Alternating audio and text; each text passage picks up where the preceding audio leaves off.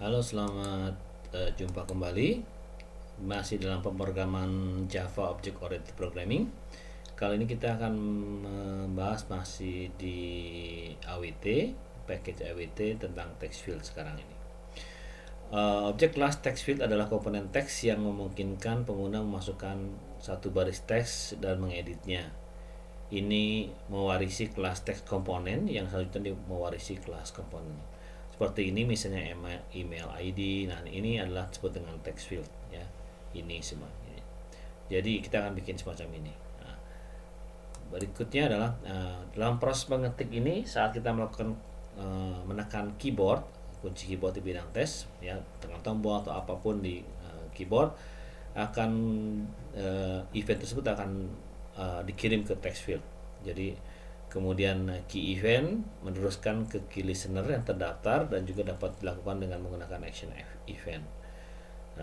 Jika action event diaktifkan pada bidang teks, maka action event dapat diaktifkan dengan menekan tombol kembali. Event ini ditangani antar muka oleh action listener. Baik, ini ada cara deklarasi kelas text field mengextend text komponen karena text field ada. Jadi extend text komponen di sini. Ada konstruktornya, ada beberapa konstruktor. Yang pertama text field tanpa parameter, ini ada parameter dengan teks.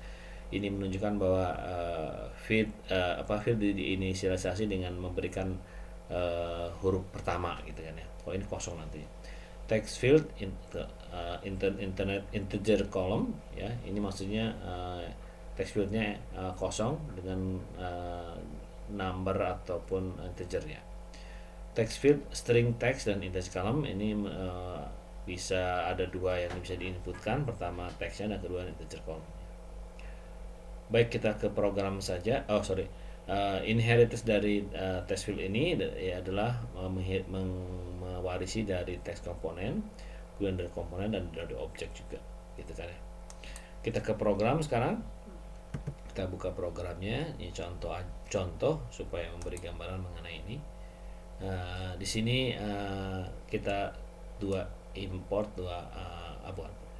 package ya. Package-nya pertama package awt titik bintang, kemudian java awt titik event karena kita mau mengambil eventnya gitu kan ya. Kemudian saya mendeklarasikan kelas di sini yang ini. Nah, ini adalah extend dari frame, jadi dari frame ya. Text field example ini dari frame, jadi ini akan dari frame dengan mengimplementasikan action listener. Jadi kita terapkan action listener di sini. Namanya adalah text field example 2. Oleh karena itu maka kita harus taruh di nama yang sama di nama filenya. Ini saya matikan dulu ini wifi-nya ya, tidak mengganggu. Baik, saya mendefinisikan bahwa saya bikin text fieldnya ada 3 ya, text field 1, TF1, TF2, TF3. Tipenya adalah text field. Kemudian saya mau bikin 2 button, kasih nama B1 sama B2. Nah, ini adalah konstruktornya. Konstruktor itu adalah fungsi yang metode pertama kali dijalankan ketika suatu kelas dibuat ya, konstruktor. Ya, ini sama TF1 itu adalah text field 1 adalah create dari text field ya. Oke, ini adalah tempatkan pada posisi mana. Ini TF1 set boundnya adalah sekian, 50 50 50 20. TF2 yang sama juga, pola tentu saja set boundnya berbeda sedikit ya. Oh, sama ya, masih sama juga besarnya. Kemudian 3 juga sama besarnya. Kemudian tidak bisa diedit. Jadi yang 2 ini, yang field 1, field 2 ini bisa diedit, bisa dihapus dan segala macam. Sementara TF3 ini saya set editable false gitu kan. Artinya tidak bisa diedit. Kemudian saya bikin tombol dan tombol itu dikasih nama plus gitu kan ya. Yang B1, kemudian ini besarannya. Kemudian juga saya bikin tombol kedua yang disebut dengan B2 dengan minus gitu kan ya. Kemudian saya dengarkan apakah terjadi di button eventnya. Nah, saya dengarkan B1 add action listener this, B2 add action listener this, ya sorry belepotan ya. Setelah selesai di setting parameter-parameter yang ada, kita terapkan di frame. Makanya kita harus tambahkan add tf1 field 1, add tf2 field 2, add tf3 field 3, dan add button 1 dan add button 2. Kemudian ini ukuran frame-nya 300x300, layout-nya default aja, jadi 0, tidak memilih kita. Kemudian set visibility-nya dari frame itu adalah true. Selesai, ini adalah konstruktor. Baru kita bahas di sini mengenai kalau ada yang event, itu saya bikin suatu metode di sini disebut dengan action performed, ya. Ya, ini adalah action event dari event yang ada E-nya itu menangkap di sini, dan jika terjadi ada kegiatan di sini maka ambil dari isi string F1 dari F1 diambil get text-nya yang ada di situ, dimasukkan dimasukkan ke S1 string, dan juga saya ambil sama string dari teks dari field 2 masukkan ke S2. Kemudian tahap berikutnya adalah S1 S2 karena string saya ingin menghitung, maka saya akan kembalikan dia ke integer. Jadi integer.parse integer S1. Jadi yang string ini dikembalikan lagi ke integer dan ditaruh di A. Yang berikutnya yang di S2 juga sama, di parsing artinya di convert ke integer dan ditaruh di B. Kemudian saya set integer C, variable C adalah nama 0 gitu kan ya.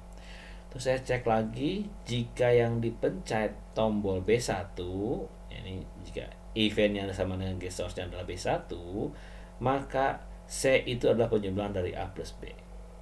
Sementara kalau tidak, maka ini sama dengan ini, maka C sama dengan A kurang 3.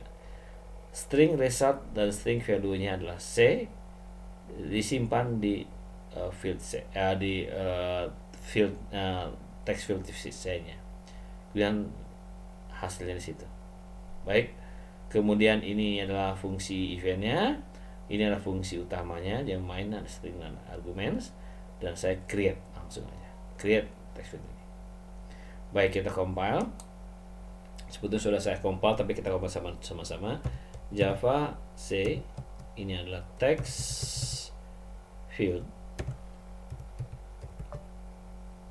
Oh, bahasa Indonesia, text field example Java 2. Gitu kan? Kalau nggak ada apa-apa, ini nggak ada apa-apa, saya running dengan Java text field, example 2. Sebetulnya nggak usah pakai kelas ya, tapi nggak langsung sini. Oke, jalankan dan keluar di sini. Ya, oke, kita perhatikan di sini. Ini saya permisi dulu, suruh keluar. Nah, ini program ini adalah sama dengan program ini menghasilkan ini. Ya, jadi ini adalah field 1, text field 1, text field 2, dan text field 3. Saya mau masukkan angka 5 di sini, 5 sama 10. Nah, ini C-nya karena dia bilang visibility-nya editable-nya false, maka dia akan digiraikan begini. Nah, tombolnya ada tombol plus dan tombol minus. Ini dua ini, plus minus. Kalau saya tekan plus, maka yang lakukan adalah yang sini. Ya, kalau tekan B1 yang lambangnya B1, maka dia akan jalanin program ini. C sama dengan A plus 1. Kita coba ya. Nah, 15 menjumlahkan. Ini sama ini. Nah, kalau saya tekan tombol selain B1 yang mana dia B2 itu adalah ini, maka dia akan A dikurangi dengan B. Coba kita lihat. Ya. Jadi 5 kurangi 10 sama dengan minus 5. Gitu ya. Jadi mudah-mudahan cukup jelas.